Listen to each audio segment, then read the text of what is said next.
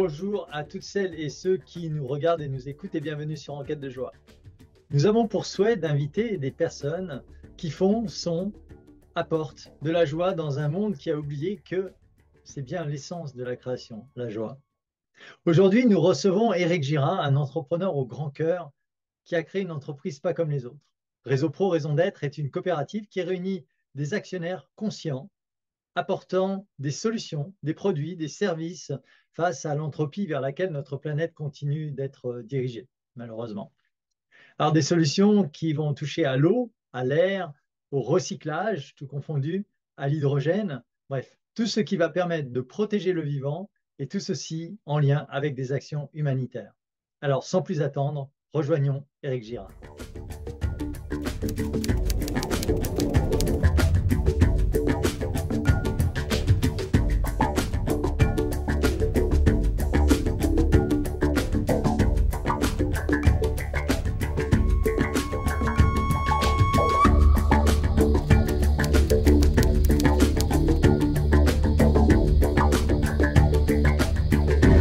Bienvenue Éric Girard, donc bienvenue sur Enquête de joie. Je suis très heureux de t'accueillir.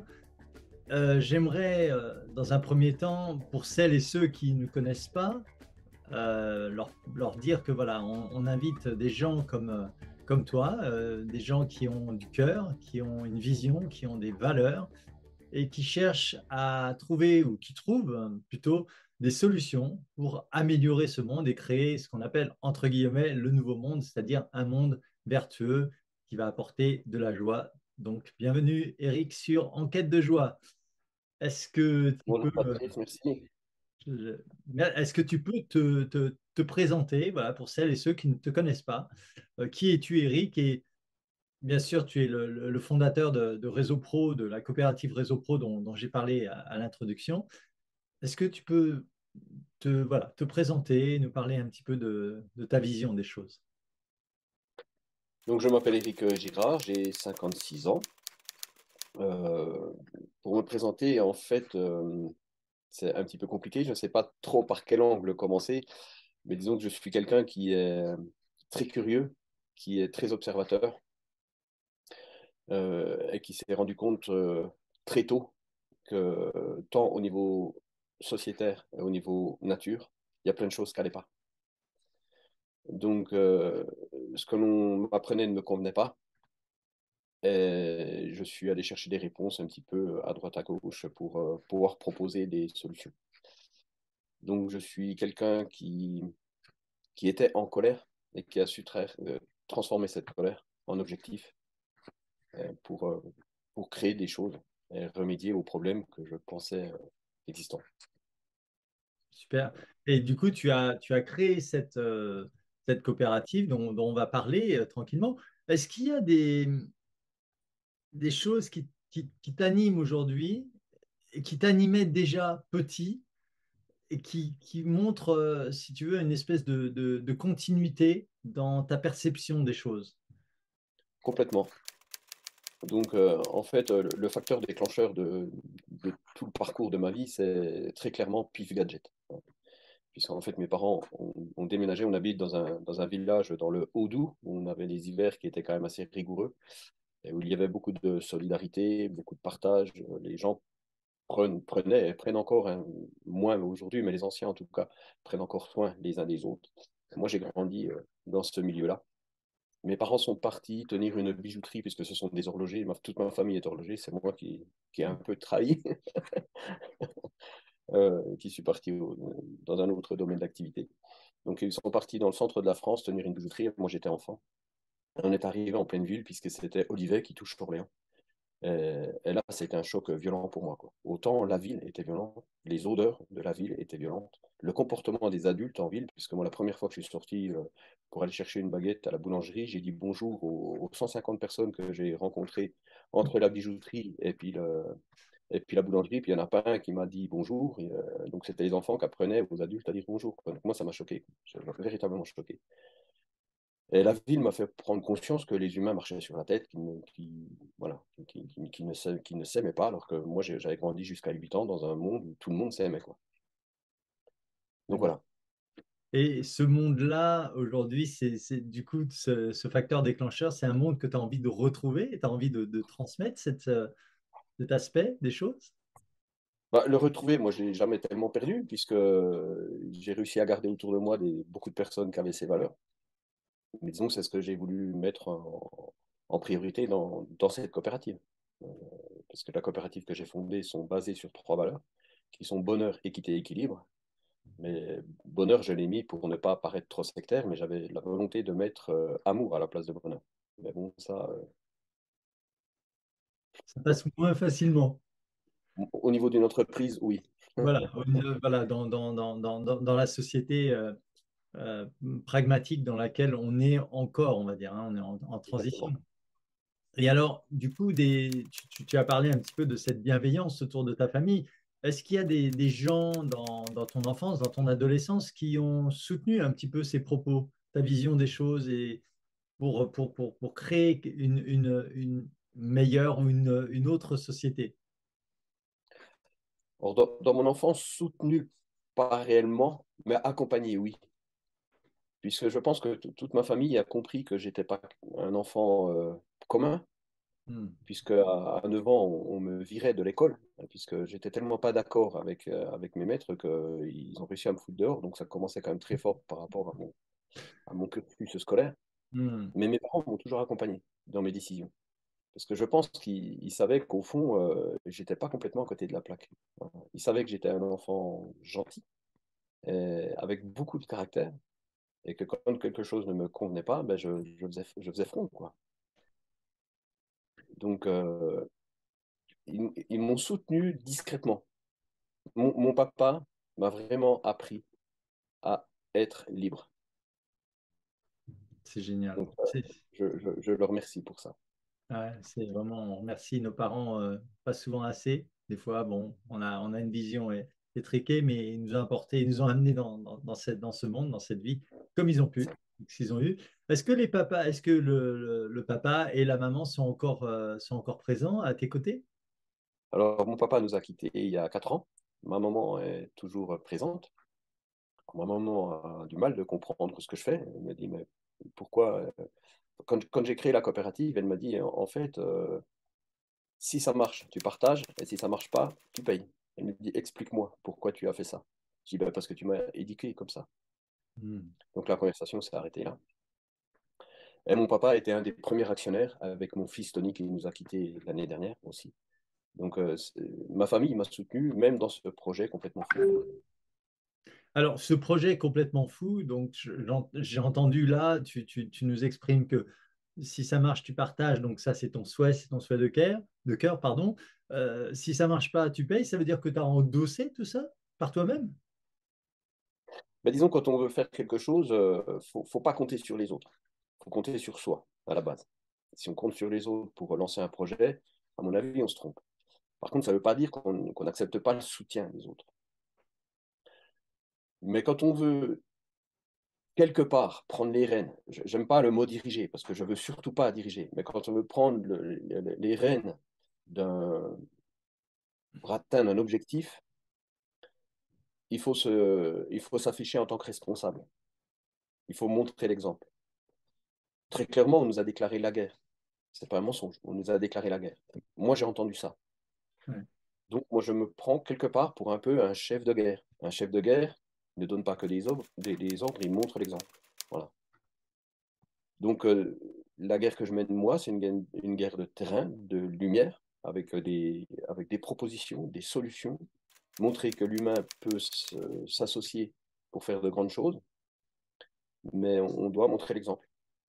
Donc, le risque, oui, c'est moi qui ai signé, mais Ouais. c'est juste Alors, normal, quoi. alors, du coup, la structure en elle-même, trouver des solutions, tu t'intéresses à l'eau, mais pas que. Qu'est-ce qui Non. fait que tu t'es... C'est quand même une molécule assez mystérieuse, hein. J'ai encore appris il n'y a pas très longtemps que des chercheurs à Boston, Oxford et au Japon, je crois, ont communément découvert que ça pourrait être en fait une association de l'eau et serait deux liquides, deux Oui, fluides ouais, conjoints. qu'est-ce qui t'a animé? Pourquoi l'eau? Parce que c'est quand même ton point fort. Et même, j'ai envie de dire, tu parles, toi, de la protection de la cellule hydrique. Voilà. L'eau est mon point fort, si on peut dire qu'on a un point fort par rapport à l'eau, parce que comme tu dis, c'est une molécule qui n'a pas fini de nous surprendre. Rien que quand on parle d'eau, on se trompe déjà parce que l'eau, c'est une association de différentes molécules. Donc il faut aller au-delà de ce qu'est l'eau. Donc l'eau, on peut l'avoir comme un élément, et puis on peut l'avoir comme une molécule. Et puis quand on l'observe comme une molécule ou quand on l'observe comme un élément, eh ben, c'est deux choses complètement différentes qui nous font rentrer dans des mondes complètement différents. Donc rien que le fait de la regarder par plusieurs cadres différents, eh ben, on a plusieurs logiques ou analyses différentes de cette molécule. Donc je suis passionné par l'eau parce que l'eau, c'est quand même un élément qu'on peut étudier. Et il y a des scientifiques qui le font extrêmement bien, qui ont le courage d'aller au-delà de la science moderne pour expliquer ce dont est capable l'eau. En réalité, moi, ce qui, au-delà de l'eau, c'est l'intention. C'est le verbe, hein. Les religions appellent ça le verbe. Après, on peut l'appeler comme on veut. Information, fréquence, énergie, on ne sait pas. Donc tous les mots sont justes et puis tous les mots sont faux.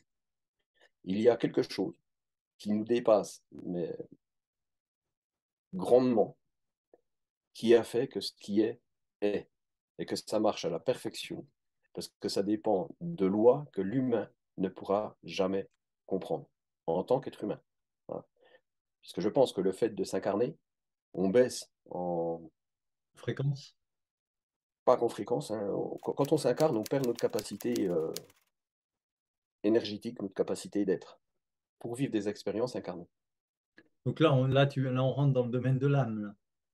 de l'âme ou de la physique quantique, ça dépend par quel cadre on regarde, encore une fois. Donc moi, ce qui m'intéresse justement, c'est de réunir toutes des personnes qui regardent par plein de cadres différents, puis qu'on arrive à trouver quelque chose qui résonne à tous. Donc l'eau, pour moi, c'est ce qui permet le verbe de s'incarner dans la matière au niveau végétal, animal, donc l'humain, puisque nous faisons partie du règne animal. Et puis après, il y a d'autres vies, hein, qui sont des vies vibratoires que l'on peut voir quand c'est de la matière, et puis que l'on voit moins quand c'est des esprits, voilà. Mais ça, c'est quelque chose qu'on ne parlera pas aujourd'hui, puisqu'on va rester déjà sur l'eau. Donc l'eau, oui, m'intéresse énormément, mais très clairement, pour moi, c'est pas l'eau qui crée la vie, c'est l'intention, c'est le verbe. Et l'eau a cette capacité à réaliser chacun de nos vœux. Alors quand je dis nos vœux, c'est parce que nous sommes directement rattachés au divin. Donc les vœux du divin, par nous, qui en faisons partie. Ça me fait penser un petit peu au travail, enfin au travail, aux œuvres. J'ai eu la chance de pouvoir interviewer Jacques Collin il y a quelques années. Et lui m'avait dit, tu ne peux pas comprendre l'eau, c'est l'eau qui te comprend. Exactement. Moi, je dis, tu ne peux pas mentir à l'eau. L'eau, elle réalise tout ce qu'on lui demande. Mais elle fait plus que ça, puisque avec les analyses de laboratoire qu'on a fait, non seulement elle réalise ce qu'on demande dans l'intention, mais elle fait de son mieux pour corriger nos bêtises. Ça, Ça, c'est juste incroyable. ça, c'est Elle ne nous laisse pas aller trop loin.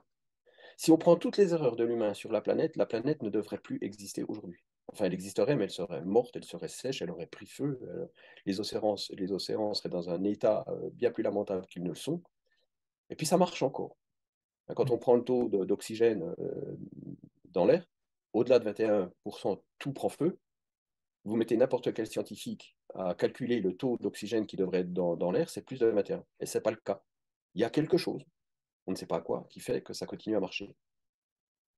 en tout Donc, cas, pardon. je pense que l'eau n'y est pas pour rien non plus là.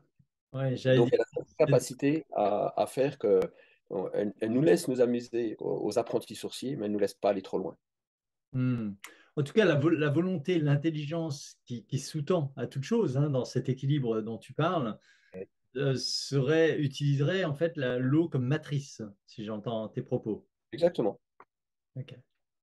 Alors du coup, parce que l'eau, elle existe sous différentes formes, il y a beaucoup de gens qui ont fait des recherches, on va dire, aujourd'hui pour la personne lambda, les phénomènes les plus connus, reconnus, puisque visibles et puisque documentés, c'est le travail par exemple de Masaru Emoto sur le pouvoir de l'intention sur l'eau avec la cristallisation. Mais il y en a d'autres qui ont fait pas mal de travail. Je sais notamment que tu œuvres avec le professeur Marc-Henri. Tu peux me parler un petit peu de ce rapport que vous avez entre vous, qui est un rapport de cœur, si j'ai bien compris. Oui, bah très clairement, c'est mon maître. Enfin, un de mes maîtres, puisqu'il est scientifique, puisqu'il est, lui, diplômé, et qu'il est capable de faire des équations, moi pas. Voilà. Donc, il aime mon maître dans ce sens-là. Et puis, je pense qu'il m'apprécie parce que moi, je suis un rêveur, quelqu'un qui s'autorise à accueillir ce qu'il ressent puis à restituer ce que je ressens. Hmm. Et je le dis avec mes mots. Et puis, je crois qu'il les comprend très bien. Donc, il m'aide à rendre la physique quantique euh, compréhensible. Il m'a aidé à ce que je puisse la vulgariser pour la retransmettre jusqu'à des enfants, puisque j'adore la transmettre à des enfants. J'ai fait quelques conférences face à des enfants et au bout d'une demi-heure, les enfants sentent les énergies entre leurs mains comme ça, là. Donc, quand on réussit ça, ben, ça donne bon espoir. Alors justement, on rentrera un petit peu après plus dans le comment tu amènes la dimension de l'énergie qui après peut s'exprimer sous forme de mots comme vitalisation, dynamisation, information au cœur de l'eau. On revient à Réseau Pro en soi. Donc, tu démarres il y a combien de temps? Ta vision, elle date d'à peu près une dizaine d'années, mais tu as commencé la coopérative il y a 5 ans, c'est ça? Oui, mais ça a commencé il y a plus de 20 ans en réalité avec une personne qui nous a quittés également, qui était Monsieur Cartier, qui a échangé avec moi sur la qualité de l'eau, sur les techniques de l'eau, etc. Et puis avec lui, on avait déjà commencé à penser coopérative, mais pas du tout avec les valeurs-là, pas avec. Voilà. Donc tout a commencé avec cette personne, donc ben, je peux lui faire un petit clin d'œil malgré qu'il nous a quittés. Donc c'est Guy Cartier. Euh, c'est vrai que on a échangé des choses très très très fortes ensemble. Euh, donc oui, voilà.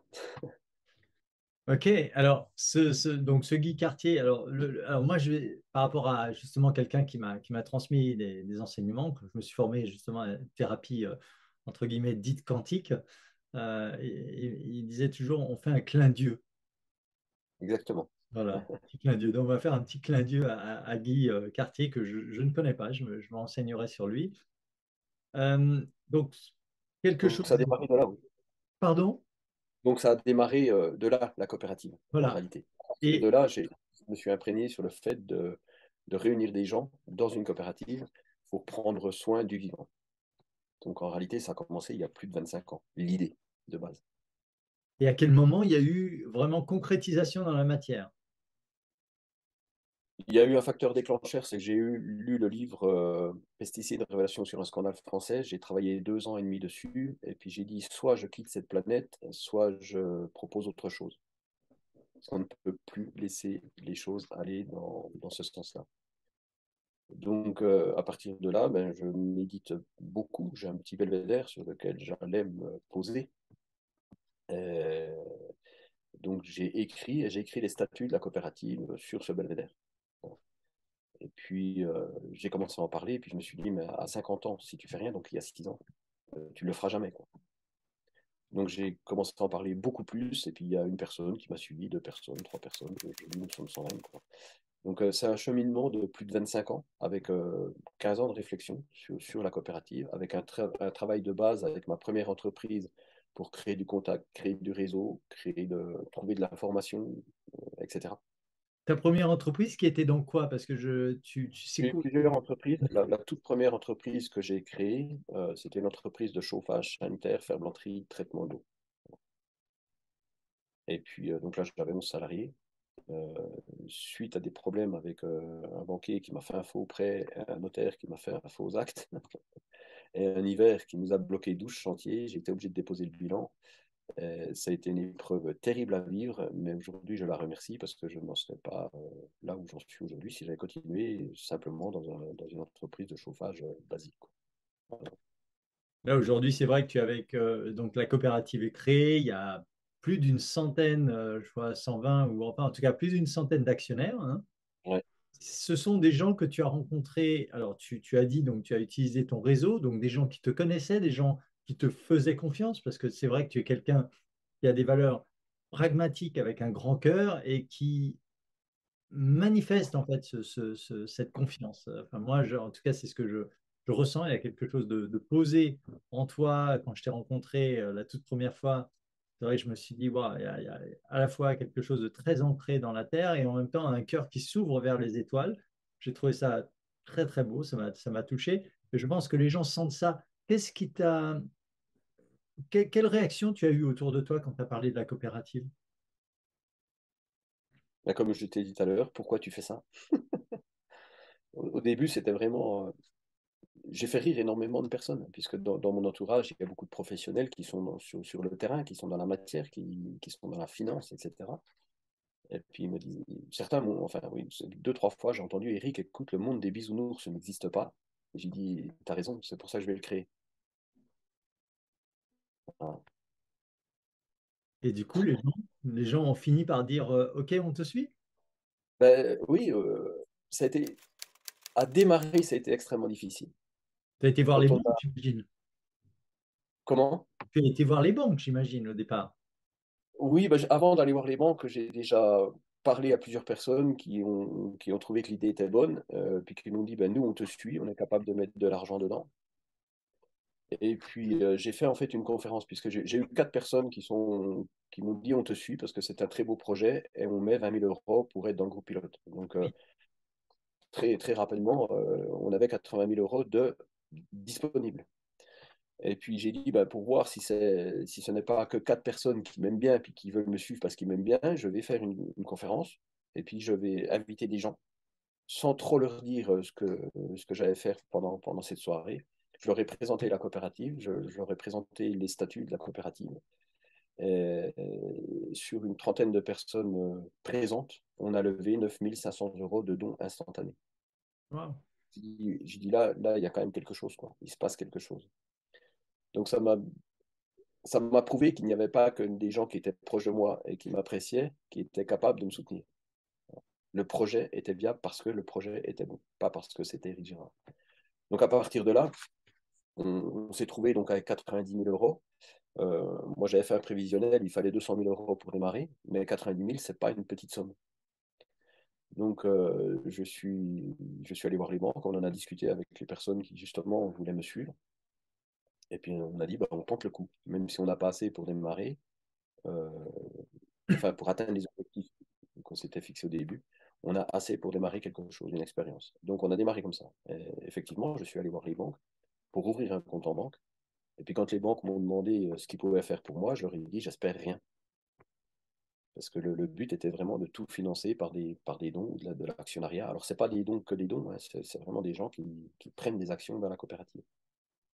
Voilà. Jusqu'à 50 000 euros, c'est de l'actionnariat, et au-delà, c'est du mécénat. Et aujourd'hui, ben, apparemment, il y a des personnes qui vont rentrer même en tant que mécène, puisque certains annoncent des sommes comme 200 000, quoi. Donc, un des buts était d'arriver à 200 000 euros de capital, et puis je pense que là, on va être capable d'arriver au million, quoi. Donc, c'est juste impressionnant. Magnifique. Et ça, en très peu de temps, comment tu arrives à maintenir les valeurs démocratiques au cœur de la coopérative? Valeurs, équité, équilibre, pardon, bonheur, équité, équilibre sont tes valeurs. Comment tu arrives à maintenir ce sens de démocratie? Est-ce que si quelqu'un aujourd'hui vient avec des très grosses sommes, est-ce qu'il ne peut pas prendre une majorité? Non, absolument pas, puisque c'est un actionnaire, une voix, peu importe la somme que l'on investit. Donc, ça règle le problème. Donc, après, le facteur que j'ai à surveiller dans la coopérative, c'est comme dit Hubert Reeves, Oui. voilà, c'est le PFH, le putain de facteur humain. Voilà. Donc, j'ai fait partie de plein de sociétés, plein d'associations, et c'est toujours ce PFH qui met le bazar dans toute organisation humaine. Donc j'étais conscient de ça, et j'étais conscient qu'en lançant la coopérative, j'allais être confronté à l'ego des humains, et au mien aussi, hein. Voilà. Sauf que je pense, moi, avoir fait un gigantesque travail sur mon ego, et je remercie toutes les personnes qui y ont été confrontées et puis qui m'ont aidé à, à le travailler. Je m'excuse auprès de certains J'avais cet ego qui se manifestait, que j'en avais pas confiance. J'ai été très, très, très stupide dans ma vie à un moment donné. Donc, mais justement, en faisant un travail sur soi, on prend conscience que d'autres peuvent être comme toi, tu étais avant. Voilà. Donc, j'essaye de surveiller ça, de surveiller mon ego et l'ego des autres dans cette coopérative. Alors, c'est pas évident, hein. Des fois, il faut un peu taper du poing sur la table, il faut être un petit peu costaud, faut essayer de travailler la justesse pour ne pas avoir affaire à la justice. Voilà. Donc, c'est ces réflexions-là que j'essaye d'avoir. Euh, Après, j'ai été confronté à plein de situations différentes, hein, et puis, il faut passer au-delà de tout. Voilà. Il faut regarder l'objectif que l'on s'est donné. Et puis, quoi qu'il arrive, on va à cet objectif. En passant par-dessus les erreurs, par-dessus les critiques, par-dessus tout ce qui peut arriver de bon comme mauvais. C'est quoi le, le, le fuel, l'essence dans ton moteur qui fait que quoi qu'il arrive, parce que tu as mentionné quand même, tu as perdu bon, le papa il y a quelques années, ton fils récemment, c'est pas rien, tu as un autre fiston, Swat, qui est aussi au cœur de la coopérative, mais comment tu arrives à garder cette force, cette niaque, qui est plus fort que toutes ces épreuves? Ça doit s'appeler la foi.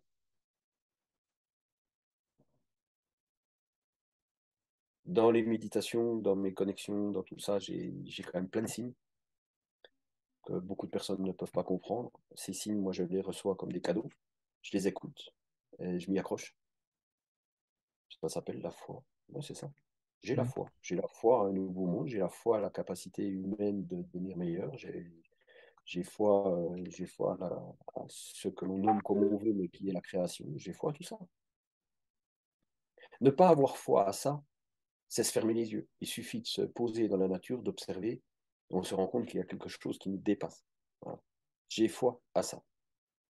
C'est très beau. C'est vrai qu'aujourd'hui, j'ai envie de dire, la plupart des dérives sont manifestées quand même par un manque d'humilité par rapport à quelque chose qui est plus grand que nous et dont on peut ressentir l'amour et qu'on peut aimer très, très, très ouvertement.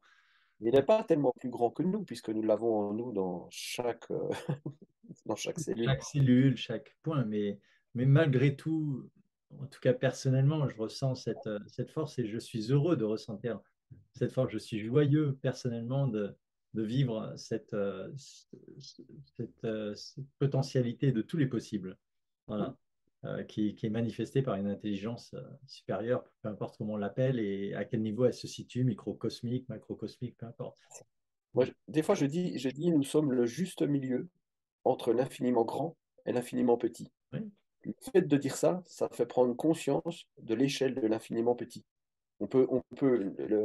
La capacité humaine peut, dans certaines limites, envisager l'infiniment grand, quoique quand moi je faisais des méditations sur l'infiniment grand, ça rend fou. Mais si on est le juste milieu entre l'infiniment grand et l'infiniment petit, ça nous fait prendre conscience, en réalité, de jusqu'où va l'infiniment petit. hmm. Est-ce que tu te souviens, alors là c'est intéressant ce dont tu parles parce que ça me fait penser, euh, je rebondis, il y a deux choses. La première chose, c'est peut-être que tu as déjà vu cette vidéo où on part de quelqu'un qui est assis en train de déjeuner sur l'herbe et puis on va zoom out, on dit en anglais, Oui, on oui, va dézoomer et on part dans l'univers, les galaxies, etc., etc.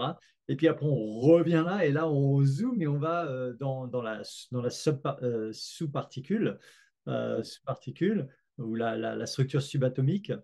Et je trouve c'est intéressant. Ce que tu viens de dire, ça me fait penser tout de suite à ça. Ça fait longtemps que je n'ai pas vu ça. Je vais essayer de retrouver ça. Et Et cette vidéo, elle nous donne l'échelle de l'organisation de matière. oui, tout à fait. Ouais, Pas, ouais. pas de fréquence. Oui, oui, oui, tout à fait. Tout à fait. De Ça veut l'organisation. dire que ce que l'on arrive à imaginer de par la matière, même le plus grand est minuscule par rapport à ce qui existe au niveau du champ vibratoire. Oui, et de l'information. Tout à fait. Et en plus, ce qui nous est montré, c'est ce qui est pour l'instant perçu. Exactement. Parce que si on prend par exemple le travail de Nassim Haramein, qui lui va beaucoup plus loin puisqu'il rentre carrément dans le noyau, avec son histoire de Thor, hein, le Taurus. Donc là, on rentre dans ces échanges d'énergie. Exactement. Voilà. Et si Alors, on prend les espaces-temps, si on prend tout ça encore en compte, c'est pour ça que je dis l'humain, même le scientifique le plus performant qui puisse exister sur cette planète, n'arrivera jamais à trouver ça, tant hmm, qu'il est incapable. Parce que la création est dans tous ces espaces. Nous, nous sommes réduits par notre pensée à analyser que ce que l'on peut voir. tout à fait. Donc ça veut dire rien, rien, Il n'y a pas grand-chose. pas Euh, grand-chose. quand on regarde maintenant les gens autour de toi dans la coopérative, est-ce qu'il y a des personnes qui pensent comme toi? Oui, quand même. Ouais. Oui. Et du coup, qui agissent aussi autour d'eux maintenant de la même manière dont tu rayonnes? Or, encore une fois, quand on dit penser comme moi, c'est pas vraiment penser comme moi, puisque chacun a son cadre d'observation.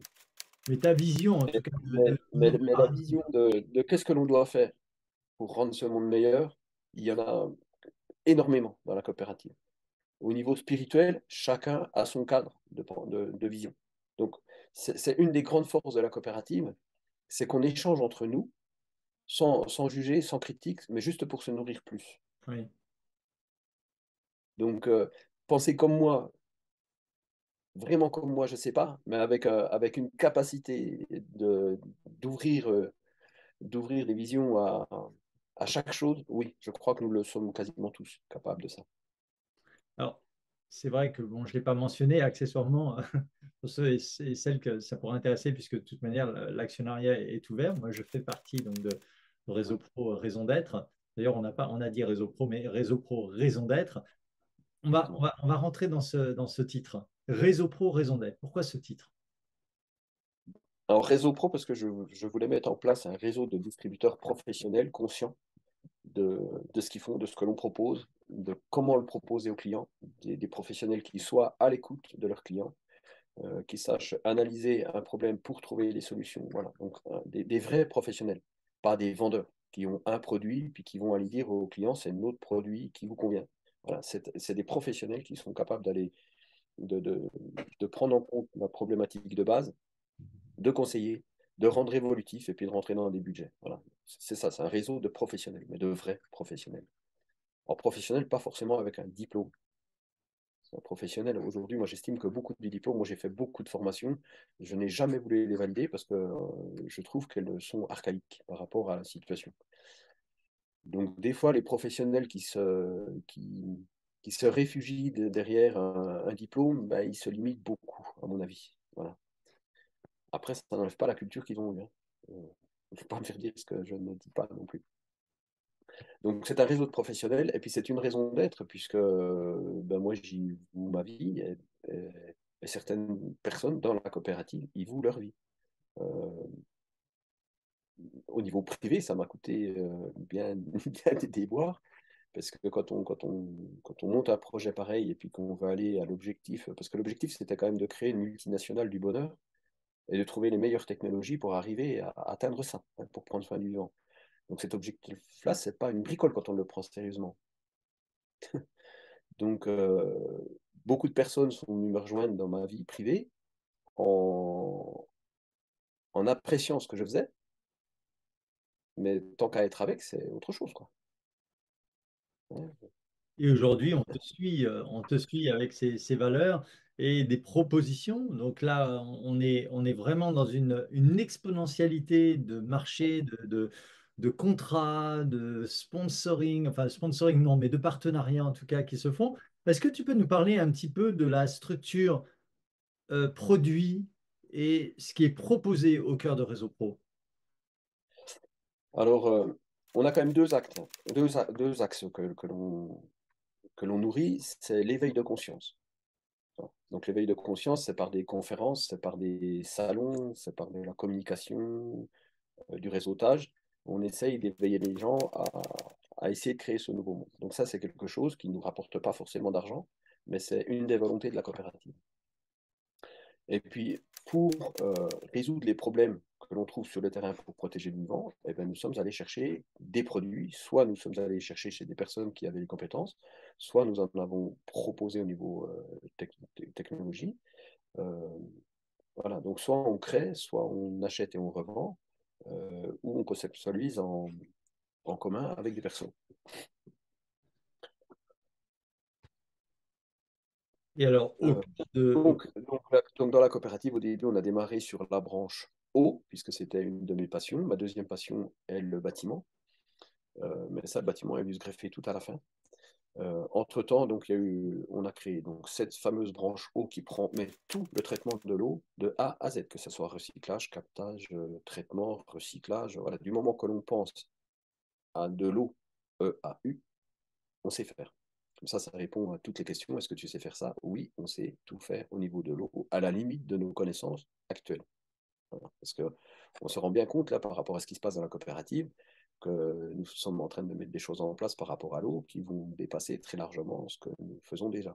Donc on a un secteur de recherche et développement qui n'a pas fini de s'amuser et de surprendre. Donc ça, c'est l'eau. Après, on a une branche énergie pour créer de l'énergie. Donc on tend à essayer d'aller chercher les énergies, on va dire, quantiques.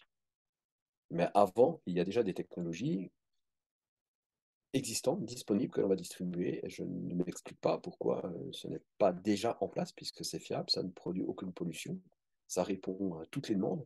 Donc par rapport à ce qui est fait aujourd'hui, je ne comprends pas pourquoi on ne travaille pas déjà avec ces produits-là. Donc nous allons le faire, nous allons le proposer. Il y a le traitement de l'air. Donc le traitement de l'air, c'est la qualité de l'air. Donc on sait traiter les odeurs, les virus, les microbes, les bactéries sur toute surface, tout volume. Donc c'est pour ça que je ne comprends pas non plus, avec ce qu'on vient de vivre pendant 2 ans, pourquoi ça n'a pas été résolu plus vite, parce que sans prétention, je pense que nous aurions été capables de le faire. On a la branche mobilité, donc qui a été créée par rapport à un produit d'hydrogène. On injecte de l'hydrogène instantanément dans un moteur. Mais cette branche hydrogène, enfin cette branche mobilité va être une sous-branche de justement la branche hydrogène, parce qu'on se rend compte que l'hydrogène est une molécule qui va résoudre énormément de problèmes. Donc on va développer aussi cette branche-là au niveau de la recherche. On a le recyclage, puisque nous avons des composteurs qui sont capables de recycler en 48 heures plein de produits, on peut en faire la liste, mais organiques ou anorganiques. C'est juste impressionnant.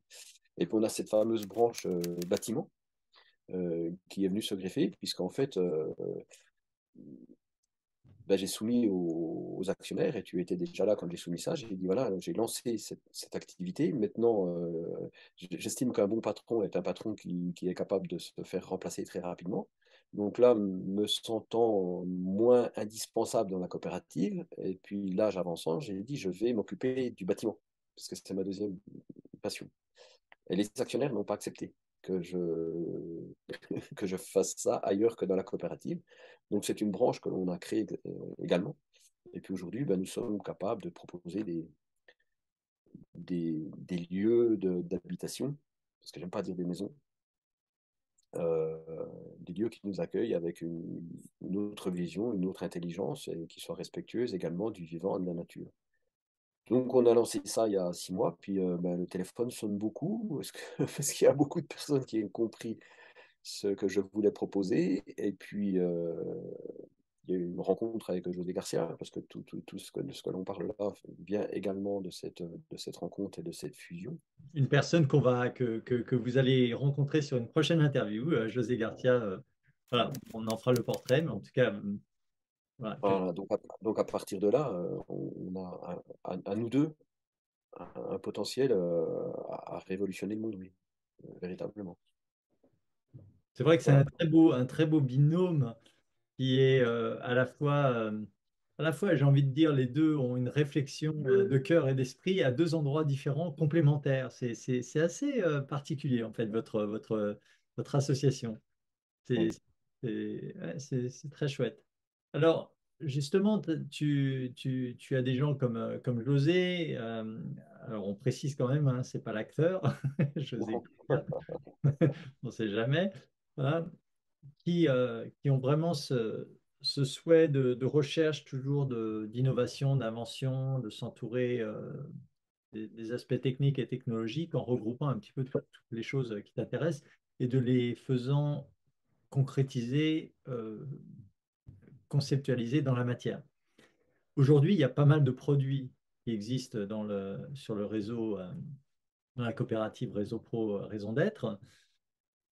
Comment tu arrives à sélectionner? Tu as parlé de conscience, mais bon, il y a l'aspect pratique par rapport à l'eau, de l'air, des déchets plastiques, ce genre de choses, donc des machines. Comment tu arrives à sélectionner ce que tu laisses rentrer dans la coopérative en termes d'efficacité et peut-être d'efficacité éprouvée?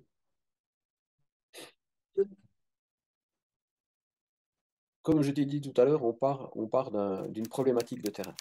Et on essaye de trouver des produits qui peuvent résoudre ces problématiques. Quand on trouve un produit qui est capable de résoudre une problématique, on le fait rentrer dans la coopérative et on le teste. Donc on n'a pas eu toujours tout juste du premier coup, hein. Euh, mais quand on voit que c'est pas à la hauteur de nos attentes, eh ben on l'enlève. Voilà. Euh, encore ce PFH du Riff qui vient quand on travaille avec des fabricants, beaucoup font de l'argent avant de vouloir faire un produit honnête et qualitatif. Donc, nous, on y va un petit peu on tâtonne dans ce milieu où il y a de quoi y perdre son latin. Ça me fait un peu sourire d'ailleurs, parce que moi, ça fait juste 30 ans que je suis passionné par tout ça. Et je cherche encore. Et puis vous avez des personnes qui disent, mon boucher m'a dit que c'était ça qu'il fallait. Mais ça me fait rire à chaque fois. Je dis, présentez-moi votre boucher, je l'embauche tout de suite, quoi. Parce que nous, on a besoin des gens qui savent. Et puis nous, ça fait 30 ans, puis on sait qu'on ne sait encore pas tout. Donc, je vous en supplie, les gens qui savaient tout, venez nous rejoindre. On a besoin de vous. C'est, on est dans des domaines, quand on veut prendre soin du vivant, qui nous dépassent complètement. Ah, ce que tu Donc, disais, voilà, on regarde ce qui est existant, on le teste, puis des fois on le développe, on l'améliore. Donc voilà, c'est vraiment une recherche. Et puis aujourd'hui, avec les leçons du passé, on est beaucoup plus exigeant euh, sur la présentation des produits. On arrête d'aller vite. hmm, Ça, c'est excuse-moi de te couper, mais c'est intéressant, ça me renvoie encore à cet enseignant que je remercie, hein, qui est quelqu'un, un jurassien suisse, hein, qui m'a formé pendant à peu près 2 ans et qui disait toujours, il est important aujourd'hui de ralentir pour mieux vivre et créer de la cohésion cellulaire. exactement, Donc, alors, exactement ça. les gens que tu sélectionnes, comment ça, les personnes qui commencent à te rejoindre sont bien sûr avec cette conscience, cette même capacité. Tu commences à avoir une petite équipe de gens qui, dans les Mm. différents départements, différents secteurs, on va dire, dont tu as besoin, hein, parce que c'est quand même une entreprise qui est exponentielle avec tous les sujets dont tu as décrit. Et d'ailleurs, on fera des petites pastilles sur chacun des produits et leur spécificité. C'est intéressant. Est-ce que tu te sens bien épaulé? J'ai entendu il y a la foi, j'ai entendu que tu es dans ton rail, que peut-être les gens dans le visible et l'invisible aussi t'accompagnent. Est-ce que tu te sens épaulé par des personnes avec leurs capacités, leurs compétences complémentaires? De plus en plus, oui, puisque ça fait à peu près un an qu'il se passe des faits réels sur le terrain. Donc on voit, on commence à signer des contrats avec des grosses usines, on commence à avoir des demandes dans plusieurs pays, on arrive à résoudre des problématiques que d'autres n'ont pas réussi à résoudre à haut niveau. Il y a des personnes qui viennent nous rejoindre dont leurs compétences ne sont plus à mettre en doute, à part par la vieille, enfin la moderne médecine qui se fait vieille. et qui ne veut pas admettre ce qu'il se passe. Mais voilà, nous sommes entourés de scientifiques et de personnes dont on ne peut pas mettre leurs compétences en doute. Eux viennent nous rejoindre, ils nous aident. Oui, je suis soutenu par tous ces gens-là, autant au niveau juridique, j'ose pas dire politique, parce que tout est politique, mais ouais, juridique, technique, scientifique, d'esprit. J'ai des personnes que je considère comme des sages, hein, puisque quand on a des conflits, parce qu'il y a aussi des conflits à régler, du moment que les humains se réunissent, il y a forcément des conflits, il ne faut pas se leurrer. Mais justement, quand je vois venir des conflits comme ça, je prends une personne que j'estime être sage et puis détachée du problème, et je lui donne le bâton de parole pour qu'il gère ça. Donc là, je ne suis plus le gérant, je ne suis plus le président, je suis le rhinocéros qui défend son bout de gras. Ah, ça, c'est un petit clin d'œil, un nouveau petit clin d'œil à, à une structure qu'on est en train de mettre en place par rapport à l'hydrogène. Vous verrez ça dans les prochaines interviews. Est-ce que aujourd'hui, tu ressens qu'on a les outils, les personnes, les capacités pour créer cette vision, ce nouveau paradigme que tu souhaites mettre en place pour un monde qui pourtant est en transition assez cruelle, hein. C'est une transition qui laisse quand même des dommages collatéraux avec beaucoup d'ignorance, beaucoup de conflits, et malgré tout, aussi la place pour des nouvelles solutions et pour éveiller et secouer les consciences, pardon. Oui, donc moi je suis même convaincu que nous n'en sommes plus là, hein, c'est réellement parti, ça y est. Puisque le téléphone n'arrête pas de sonner, les demandes n'arrêtent pas d'arriver, les contrats, on signe des contrats avec des usines les uns derrière les autres, euh, et tout ça sur les valeurs bonheur, équité, équilibre, quoi. Hmm, Et à chaque fois qu'on signe un contrat avec une usine, on se prend dans les bras, quoi. C'est du jamais vu. magnifique. Les personnes qui m'accompagnent dans cette aventure, j'ose dire industrielle, disent vous êtes dans un autre monde. Donc nous, on voulait créer le nouveau monde. Alors quand on me dit vous êtes dans un autre monde, je dis oui, effectivement, c'est celui qu'on voulait créer. Et les ententes entre nous, c'est des ententes d'humains, de vrais humains, avec une intelligence de cœur et puis conscient de la situation actuelle, puis conscient de ce qu'il y a à faire. Tout se passe sur les valeurs de ce nouveau monde. Mais donc tu Donc, rayonnes déjà. donc là, aujourd'hui, oui, je prends conscience que le souci que nous allons avoir à gérer, c'est continuer à trouver énormément d'argent sans les banques. Euh, euh, Moi, quand je vois qu'au début, tout le monde riait en disant que je voulais monter une entreprise sans banque, et puis que je voulais aller chercher 200 000 euros, tout le monde riait, on va arriver à 1 million, et puis ça va en grandissant, parce qu'il y a de plus en plus de personnes qui viennent nous rejoindre avec des sommes que moi, je n'espérais même pas, pour nous soutenir, parce que cette entreprise est exceptionnelle, hein. Puis aujourd'hui, Elle c'est est les banques exceptionnelle par des personnes qui viennent nous rejoindre, hein.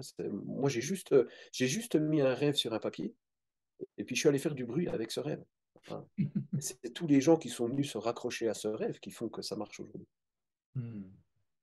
Alors justement, tu parles de cohésion, complémentarité, d'interdépendance. Aujourd'hui, tu recherches d'autres collaborateurs, des partenaires, des sponsors? Bien évidemment. Ouais, Tu es oui. disponible.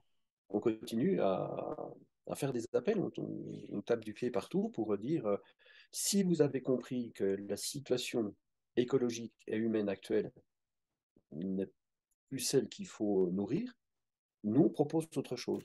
Vous venez nous écouter, et puis si ça vous convient, ben on le fait ensemble. Mais on le fait ensemble avec les nouvelles valeurs. Parce que c'est un des problèmes que l'on a rencontré, et tu l'as vécu en direct aussi, hein, chez une personne qu'on ne va pas nommer, mais qui voulait faire le nouveau monde en nous posant des questions que sur l'ancien monde. Ouais. Incapable de comprendre le nouveau monde. Incapable de comprendre la valeur partage, l'équité, l'équilibre. Ils ne savent pas ce que c'est. Et ils veulent créer un nouveau monde sur l'ancien modèle. Ces gens-là, faut même pas qu'ils m'appellent. Faut même pas qu'ils m'appellent. Quel, quel mot pour celles et ceux qui nous regardent, tu aimerais donner, dire pour encourager, enfin, tu nous en as dit plein là pendant l'interview, franchement, on s'en nourrit. Mais si tu voulais, allez, on va s'adresser aux jeunes, aux jeunes qui sont en transition, qui se posent des questions par rapport à tout ce qu'ils ont vécu ces 2 dernières années là avec Covid-19, on les aide pas foncièrement, on ne leur donne pas des réponses. Et aujourd'hui, on endort les gens avec tout ce qu'on sait hein, pour une meilleure manipulation ou contrôle sans pointer du doigt. Parce que je dis toujours, quand on pointe un doigt vers quelqu'un, ben, il y en a trois qui sont pointés vers nous, donc on est complètement co-responsable de tout ça. Malgré tout, il y a des personnes ici, peut-être qui nous regardent, qui nous entendent, qui ont envie d'entendre ces mots d'espoir, comme tu les appelles, ou des souhaits d'une nouvelle potentialité. Qu'est-ce que tu leur donnerais comme conseil ou comme mot d'accompagnement?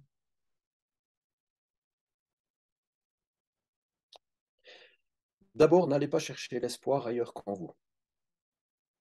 D'abord, le potentiel que vous avez tous en vous est juste phénoménal. Ça, c'est la première des choses. Après, écoutez votre ressenti, pas votre cerveau, votre ressenti. Écoutez votre cœur, osez et ne lâchez rien. Magnifique. Si je devais, Eric, franchement, merci, merci beaucoup pour tout ça, pour ces mots de soutien, et je souhaite que les gens prennent à cœur, reçoivent à cœur tout ce que tu viens de donner comme une nouvelle nourriture, parce qu'on a besoin d'eux, et surtout les enfants, les petits-enfants qui vont voir ce nouveau monde émerger et qui vont avoir besoin de rebâtir sur toutes les bêtises qu'on a co-créées, les erreurs qu'on a faites. Euh, Merci de ce message. Ce Et pas des erreurs qu'on a fait, hein, c'est des cas d'école. Mais il faut les oui, prendre oui, comme des cas d'école. un Vraiment. apprentissage, un Voilà. apprentissage. C'est un vrai apprentissage. Ce coup-ci, faut arrêter, faut arrêter le J'entends massacre. bien, j'entends bien, j'entends bien. J'essaye de rester encore avec des mots qui sont compréhensibles. Hier, j'ai eu ma maman qui avait du mal avec mon anglicisme. Donc, je l'ai remerciée à la fin. Quand je lui parlais de coaching et ce genre de choses, elle me dit, ah non, non, non, non, non, non, non. J'ai dit, OK, maman, je vais reformuler mes phrases. J'allais chercher des mots français. Et c'est vrai, à l'instar de ce que tu viens d'expliquer, dans les valeurs de ce que j'appellerais créer sa propre potentialité de réalité avec sa propre ligne spatio-temporelle, on va dire, dans l'univers de toutes les possibles, dans cette multidimension dont on connaît très très peu de choses. Effectivement, il est important, probablement, avec cette vision de nouveau paradigme, de reformuler d'une autre manière et du coup de lâcher les mots erreur et c'est intéressant. Je te remercie beaucoup de ce retour et je vais être observateur de tout ça. Un Euh, moment à mon soutien. Pardon? Un moment à mon soutien. Parfait. Euh, Eric, est-ce qu'il y a un livre ou plusieurs qui t'ont marqué dans ta vie par rapport à ce que tu exprimes? Oui, Pesticides, révélation sur un scandale français qui m'a vraiment fait prendre conscience de la situation réelle il y a plus de 20 ans, et puis qui m'a fait prendre conscience qu'on allait face à la crise que nous sommes en train de vivre, et que tout était préparé à l'avance. Euh, Gunther Pauli aussi, par l'économie bleue, l'économie du bonheur. Ouais, j'ai eu la chance de rencontrer un homme Voilà. extraordinaire.